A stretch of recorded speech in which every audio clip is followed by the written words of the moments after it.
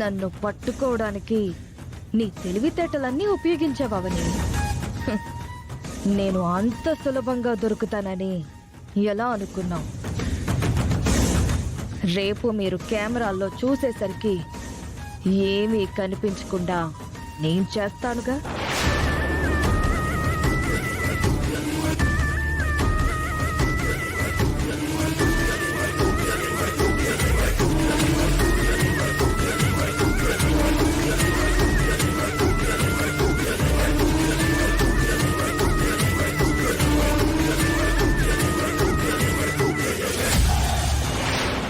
నన్ను పట్టుకునే ప్రయత్నంలో నువ్వున్నావు, నీ నుంచి తప్పించుకునే ప్రయత్నంలో నేనున్నాను.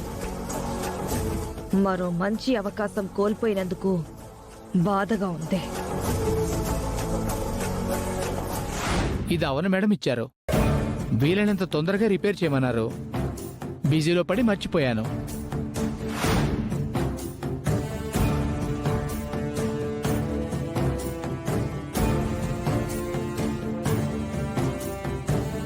కోటలో ఎవరుండుంటారు?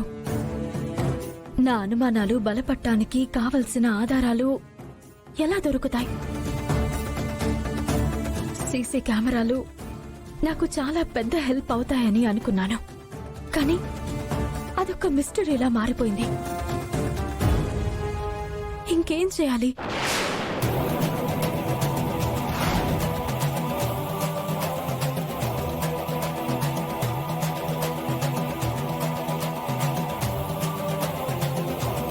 అందులో ఏదో రికార్డింగ్ ఉందని ఊరి వాళ్ళు చెప్పారు.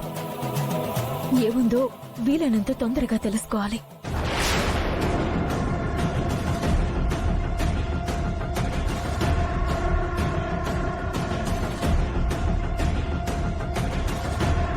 హలో మేడం, చెప్పండి. మొబైల్ రిపేర్ అయిందా?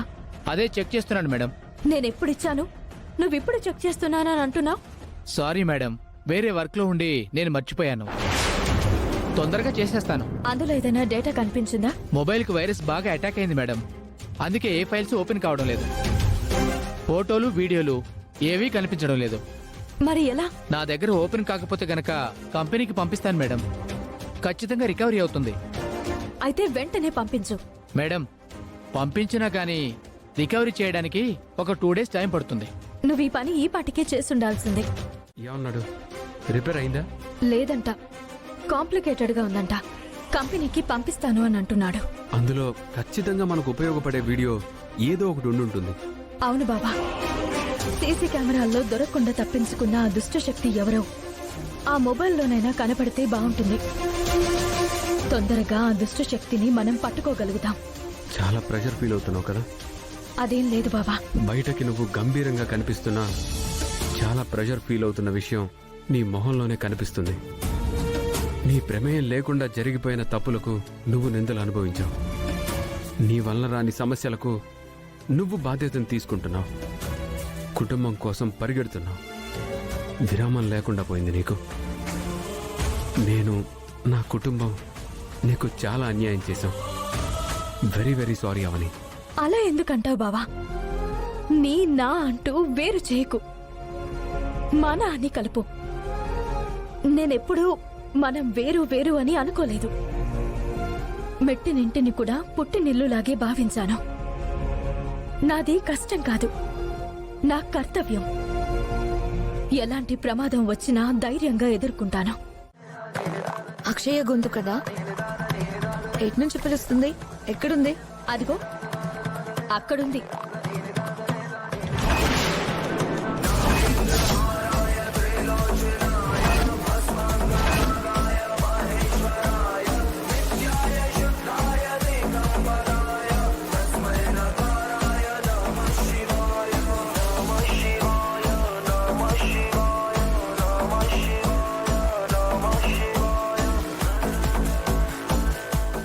ఏమైంది మాయా, అలా చూస్తుండిపోయావు? ఏం లేదక్క, అక్షయ్ ఉండవలసిన ప్లేస్ లో అర్చన ఉందేంటని మేడం కి షాక్ తో మాటలు లేకుండా అయిపోయింది. అంతే కదా మేడం? అర్చన ఎలా వచ్చింది? అక్షయని కదా నువ్వు ఈ ఊరికి తీసుకొచ్చావు. అక్షయ్ ఎక్కడుంది? కంగారు పడకండి మాయా మేడం, నేను క్లారిటీ ఇస్తాను. నేను అక్షయను, నేనే అర్చనను. అక్షయ్గా ఉన్న నన్ను అమ్మే అర్చనగా మార్చేసింది. ఎందుకు మార్చింది? ఎందుకంటే ఈ ఊరిలో దుష్ట శక్తి ఉంది కదా, దాని నుంచి నాకు ఎలాంటి ప్రమాదం కలగకూడదు అంటే నేను ఈ రూపంలోనే ఉండాలని తాళపత్రాలలో రాసుంది. అందుకే అలా చేసింది. పూజలు కఠినమైన దీక్షలు చేసి ఎప్పుడు పడితే అప్పుడు ఎలా పడితే అలా మార్చుకుంటున్నారు. నీకు కూడా ఈ విషయాలన్నీ తెలియడం మంచిదేలే, ఎందుకంటే ఎవరికైనా చెప్పుకోవడానికి ఉంటుంది. నేనెవరికి చెప్తాను? ఏమో, నీకు కావలసిన వారు, అత్యంత ఆప్తులు ఎవరైనా ఉంటే చెప్పుకుంటావు కదా. ఇటువంటి విషయాలు నేను ఎవరితోనూ షేర్ చేసుకోలేను. అంత అవసరం లేదు కూడా. ఏమో, ఎవరికి తెలుసు? నువ్వు నన్ను ఇంకా అనుమానిస్తున్నా. అయినా పర్లేదు.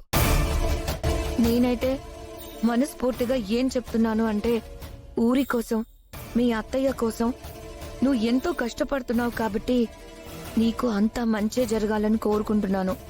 ఆ దుష్ట శక్తి వీలైనంత తొందరగా దొరికిపోతే నీ సమస్యలన్నీ తీరిపోతాయి. Thank you so much.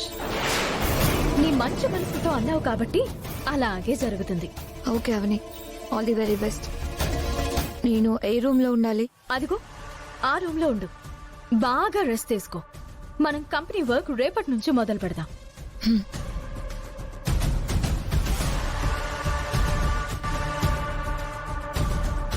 అవని, నువ్వు ఇలా రా.